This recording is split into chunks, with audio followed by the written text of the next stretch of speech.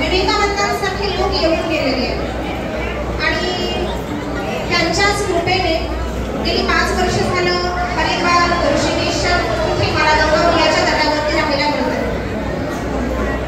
गंगा ही हिमालय पर्वत माझ्या जवळ आहे. माझ्या पासून 3 मिनिटावर गंगा वाहते जिचा एक थेंब पाण्याचा मुखात घेण्यासाठी माणसं इथून तिकडे जातात. सगळं आहेत पण एक तोटा झालाय की प्रत्यक्ष शिव इथे आहे आणि गंगा तिथे आहे. आपल्या सर्वांचं परम भाग्य आहे की आपल्याला सर्वांना मंडळी अशी 4% बाबांच्या सानिध्यात आहेत. सर्वप्रथम त्यांना प्रणाम करते. आज या भूमीवर विशेष करून